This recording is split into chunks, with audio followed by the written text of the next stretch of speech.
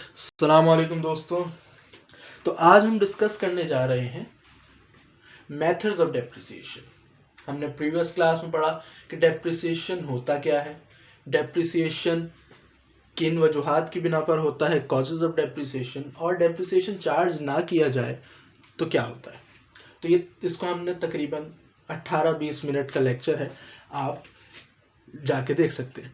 तो methods of depreciation को discuss करते हैं। हमने एक सवाल रेस किया था कि हमें पता है कि भाई डेप्रिसिएशन का कोई बिल नहीं आता, तो डेप्रिसिएशन का बिल नहीं आता तो फिर हम कैलकुलेट किस तरह करते हैं। तो अब उस सवाल का हम जवाब लेने लगे हैं कि हम कैलकुलेट किस तरह करते हैं। क्या हम तुक्का लगाते हैं कि हमारे फ्लूक होता है? तो जवाब उसका है नहीं। हम क्या करते हैं, हमें अकाउंटिंग ने कुछ मेथड्स डिस्क्राइब किए हैं, डिफाइन किए हैं, हम उन मेथड्स को फॉलो करते हैं। और अगर ऊपर नीचे भी हो जाए तो हमने जिस तरह प्रीवियस लेक्चर में डिस्कस किया कि मटीरियलिटी अलाउ करता है कि आप डेप्रिसिएशन को ऊपर नीचे कर सकते हो, फिगर को ऊपर नीचे कर सकते हो। तो मेथड्स ऑफ डेप्रिसिएशन को डिस्कस करते हैं। मेथड्स ऑफ डेप्रिसिएशन जो है वो तकरीबन 5 है। कौन कौन से? पहला है स्ट्रेट लाइन मेथड, जिसको हम SLM भी कहते हैं, शॉर्ट फॉर्म। दूसरा है डिमिनिशिंग या फिर डिक्लाइनिंग या फिर रिड्यूसिंग, बैलेंस या फिर रिटन डाउन या फिर बुक वैल्यू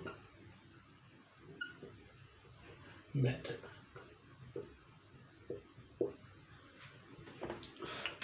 फिर तीसरा है मेरे दोस्तों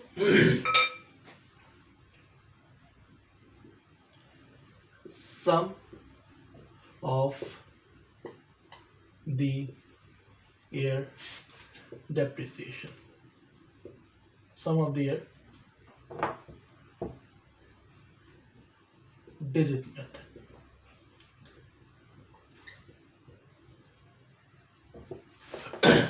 फिर है मेरे दोस्तों working hour method,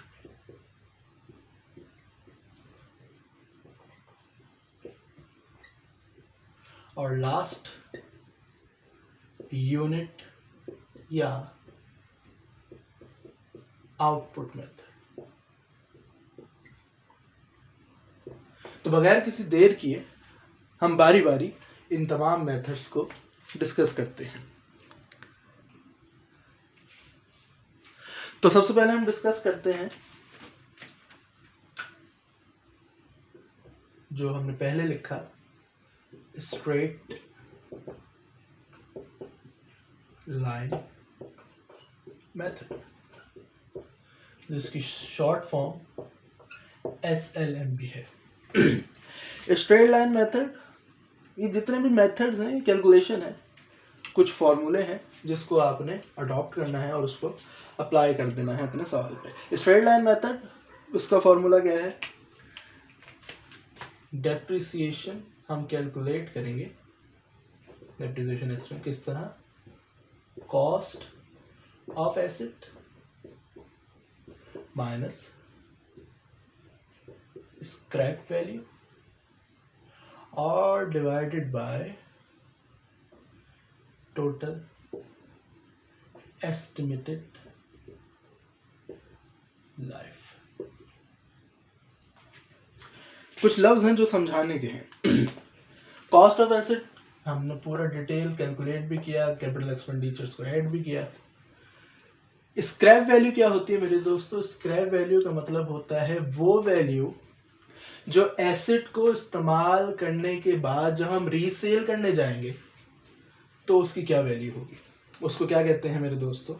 scrap value. Scrap value को हम सैल्वेज वैल्यू भी कहते हैं और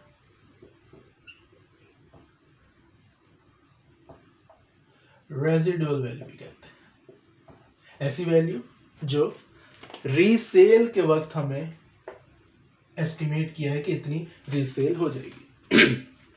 टोटल एस्टिमेटेड लाइफ के हमने एस्टिमेट किया है कि इस एसेट की वैल्यू की लाइफ कितनी होगी। ये क्या कहलाता है? Total estimated life. सर एक सवाल है कि हम लाइफ किस तरह एस्टिमेट कर सकते हैं? ये क्या अंदाजा है? स्क्रैप वैल्यू चलो हमने मार्केट में जाके पूछ लिया कि भाई इसकी रीसेल क्या होगी इतने सालों बाद।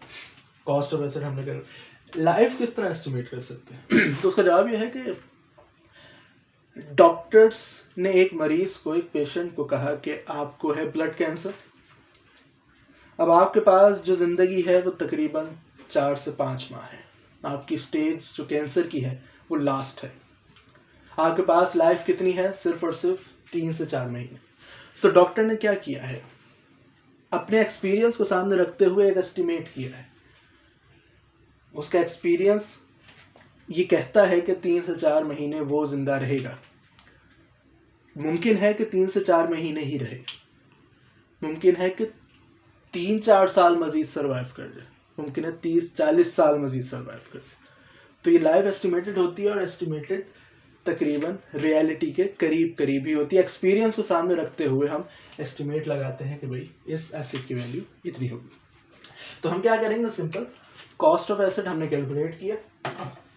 मिसाल के तौर पर 1 लाख रुपए, स्क्रैप वैल्यू सपोज 10,000 और हमने एस्टिमेट की लाइफ 10 साल। तो जब हम उसको कैलकुलेट करते हैं तो ये आ जाएगा 9,000। तो डेप्रिसिएशन हमारा निकल कर आया 1 साल का, 12 महीने का कितना? 9,000। स्ट्रेट लाइन मेथड इसको हम क्यों कहते हैं कि इस मेथड के थ्रू हर साल डेप्रिसिएशन एक जैसा ही आता है।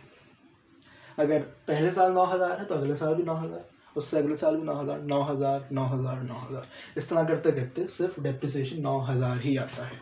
तो इसलिए हम इसको क्या कहते हैं? Straight line method. एक ही यूनिफॉर्म डेप्रिसिएशन निकलता चला आएगा। आगे हम डिस्कस करते हैं अगले मेथड को।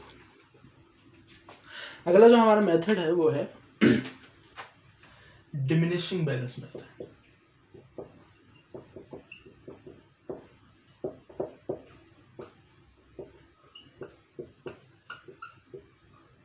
डिमिनिशिंग बैलेंस मेथड उसके हमने मुख्तलिफ नाम थोड़ी देर पहले ही डिस्कस किए।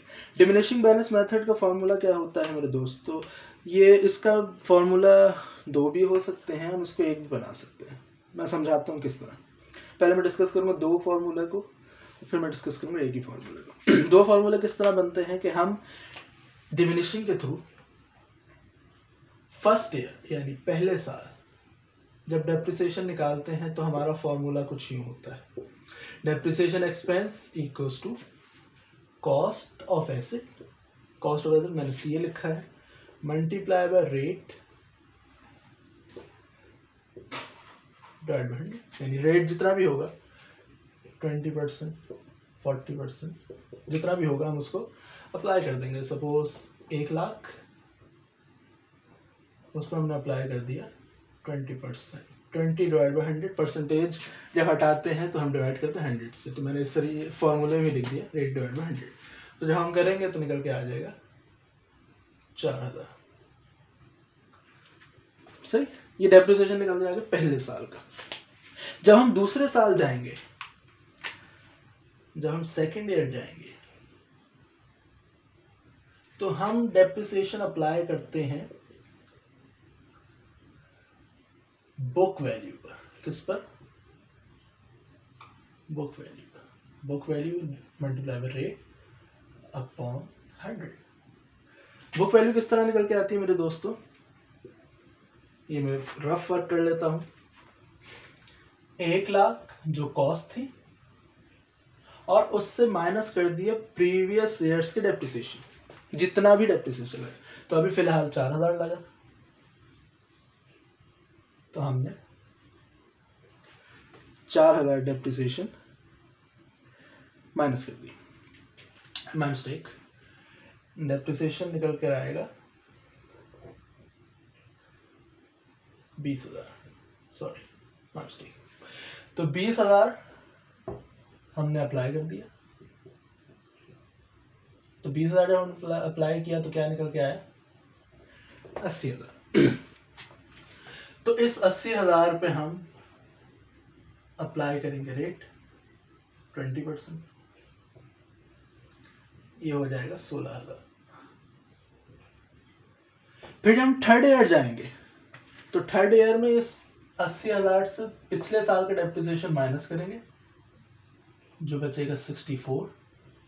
फिर इस पर रेट अप्लाई करेंगे 20%। तो इस तरह हम डेप्रिसिएशन कैलकुलेट करते हैं डिमिनिशिंग बैलेंस मेथड में। दूसरा मेथड क्या है मेरे दोस्तों, मैं साथ ही कर देता हूँ। दूसरा फॉर्मूला क्या है, ताकि मैं एक चीज़ आपको समझानी है वो बात आपको समझ आ जाए। दूसरा क्या है कि आप एक ही फॉर्मूला रखें और फॉर्मूला कुछ यूँ होगा, cost of asset minus allowances for depreciation. या अलाउंसेस क्या होता है डिस्कस कर लेंगे। Cost minus allowance for depreciation multiply by rate upon 100। Cost of asset minus allowance for depreciation multiply by rate upon 100। तो पहले साल कॉस्ट ऑफ एसेट 1,00,000, डेप्रिसिएशन कुछ था नहीं पिछले ईयर का, तो हम कुछ भी नहीं करेंगे। Cost of asset minus 0, rate apply कर देंगे, यही आएगा। फिर अगले साल जब हम कैलकुलेट करें कॉस्ट 20,000 माइनस कर देंगे। तरीक़ेकार वही है, फॉर्मूला थोड़ा सा अलग है। तो जो आपको आसान लगे आप उसको अडॉप्ट कर सकते हैं। अच्छा, हमने इतने सारे नाम लिखे, diminishing, reducing, declining, book value, written down. उन सब को इस मेथड को इन नामों से क्यों बुलाते हैं? डिमिनिशिंग, रिड्यूसिंग, डिक्लाइनिंग का मतलब होता है कम हो जाना, डिक्रीज हो जाना। तो अगर आप नोट करें तो पहले साल डेप्रिसिएशन तो 20,000, उसके बाद डेप्रिसिएशन था 16,000। जब आप तीसरे साल जाओगे तो उससे कम डेप्रिसिएशन आएगा। तो क्या हो रहा है, आपके डेप्रिसिएशन में डिक्लाइनिंग आ रही है, डिमिनिशिंग आ रहा है, रिड्यूसिंग हो रही है, डिक्रीज हो रहा है आपका डेप्रिसिएशन की वैल्यू। तो इसलिए इसको क्या कहते हैं, डिमिनिशिंग बैलेंस मेथड। और बुक वैल्यू मेथड क्यों कहते हैं, क्योंकि हम बुक वैल्यू पर भी रेट अप्लाई कर रहे होते हैं, और रिटन डाउन बुक वैल्यू का ही दूसरा नाम है। तो इसलिए हम इनको इन नामों से पुकार रहे होते हैं। उम्मीद है कि ये बात आपको समझ आ गई होगी। मैं रिपीट कर दूं, cost of asset multiply by rate, पहले साल इससे अप्लाई करेंगे, बाकी के जितने भी ईयर्स होंगे अगर आप इस मेथड को फॉलो करें तो बुक वैल्यू पर book value multiply by rate, book value multiply by rate, इस तरह अप्लाई करेंगे। हम अपने अगले मेथड की तरफ मूव ऑन होते हैं जिसका नाम है sum of the year digit method. अच्छा जी, अब हम डिस्कस करते हैं अपना अगला मेथड जो कि क्या है, sum of the year digit method. सही, इसका फॉर्मूला क्या है, depreciation expense equals to cost of asset minus salvage value, scrap value या फिर residual value multiply by remaining life divided by digit. Estimated life तो हमें समझ आ गया, अभी रिमेनिंग लाइफ क्या है इसको डिस्कस कर लेते हैं। कॉस्ट ऑफ एसेट वही जो हम कैलकुलेट करेंगे, सैलरी वैल्यू वही जो हम एस्टिमेट करते हैं। रिमेनिंग लाइफ क्यों मैंने कही अभी आपको पता चल जाएगा। डिजिट क्या है वो मैं आपको बताता हूँ। मिसाल के तौर पे हमने एसेट की वैल्यू एस्टिमेट की 10 साल के, भाई ये एसेट 10 साल चलेगा।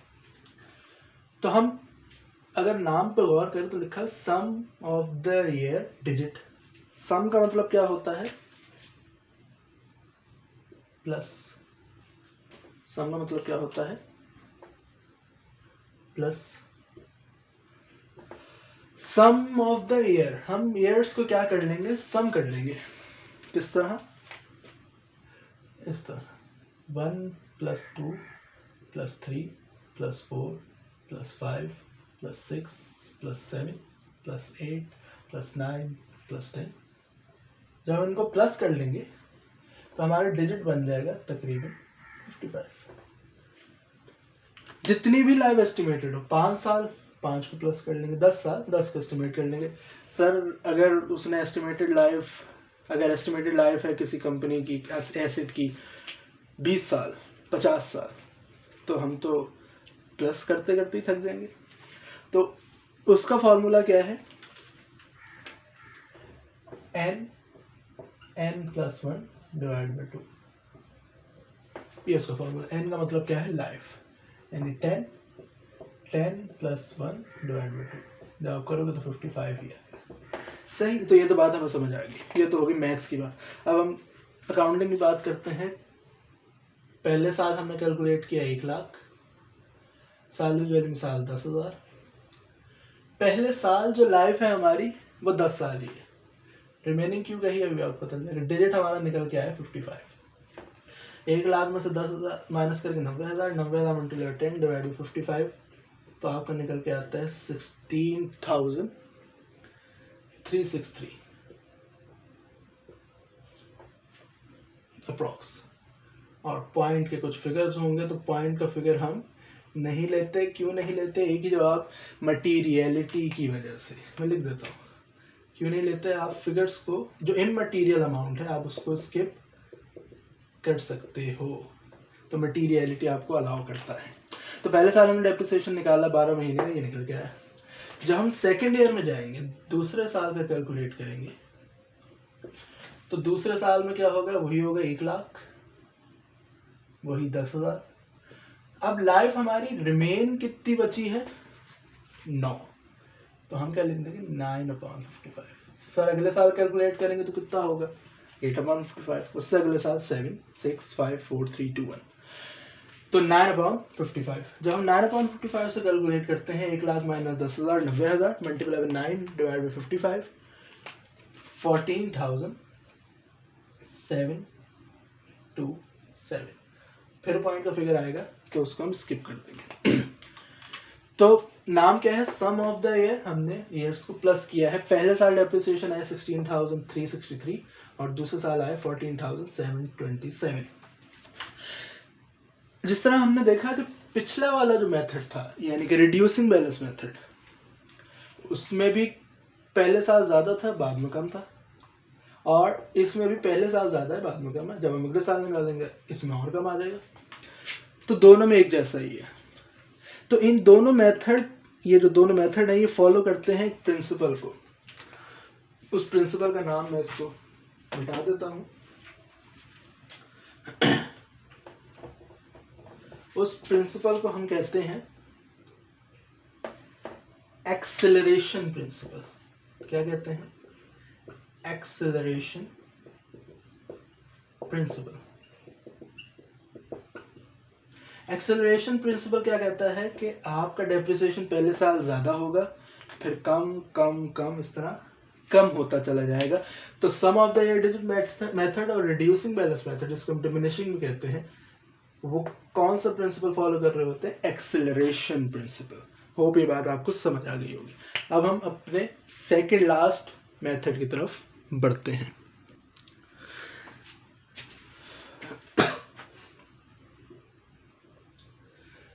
हमारा अगला मेथड है वर्किंग आवर मेथड। इसका फॉर्मूला क्या है, depreciation expense equals to cost of asset minus salvage value divided by total estimated hours, then multiply by hour worked.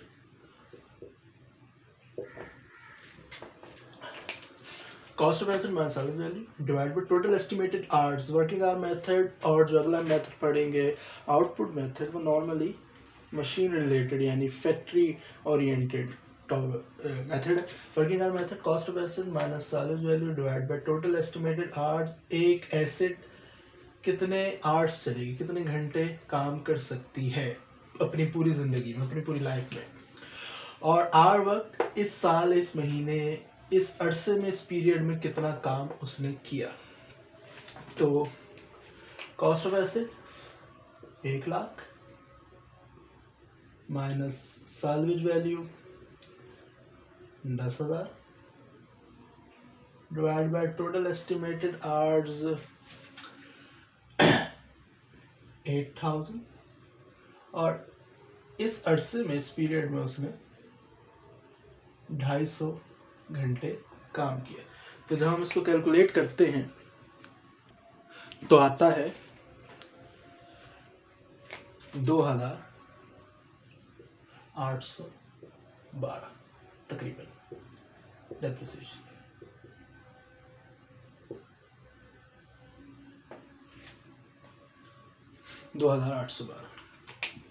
Cost of asset minus salvage value divided by total estimated hours multiply by hour work. ये वाला portion है, अगर आपने calculate किया होगा तो कुछ 11 point something figure आ रही होगी। दरअसल ये एरिया या ये पोर्शन जब आप कैलकुलेट करते हैं तो वैल्यू निकल कर आती है पर आवर डेप्रिसिएशन। 1 घंटे में इतना डेप्रिसिएशन लगा तो कितने आवर्स काम किया, तो उसको मल्टीप्लाई कर देते हैं। सिंपल ये फॉर्मूला है, इसमें और कोई चेंजिंग नहीं आती। अगले मेथड की तरफ चलते हैं जो कि है आउटपुट मेथड या फिर यूनिट प्रोड्यूस मेथड। अच्छा जी, लास्ट आउटपुट मेथड।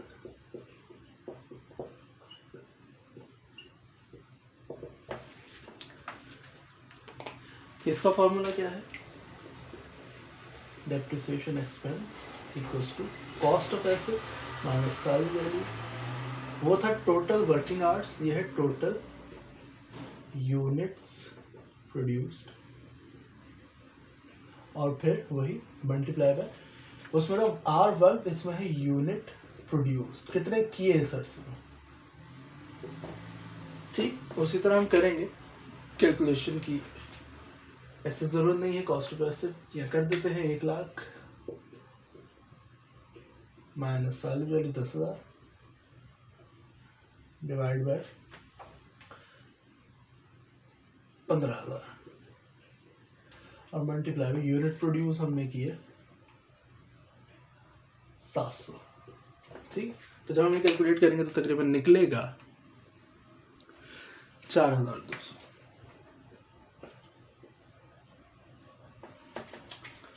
उसी तरह जिस तरह वर्किंग आवर में ये पोर्शन शो कर रहा था कि 1 घंटे का डेप्रिसिएशन कितना है, तो उसी तरह ये पोर्शन भी क्या शो कर रहा है, 1 यूनिट का डेप्रिसिएशन कितना है। सही है मेरे दोस्तों। तो उम्मीद है कि आपको मेथड्स ऑफ डेप्रिसिएशन बहुत अच्छी तरीके से समझ आए होंगे। कोई भी कंफ्यूजन आप कमेंट बॉक्स में जिक्र कर सकते हैं। मैं एक ही बात जो कि हमेशा करता हूँ, don't forget to subscribe, like and share. Keep watching, keep sharing. Thank you so much.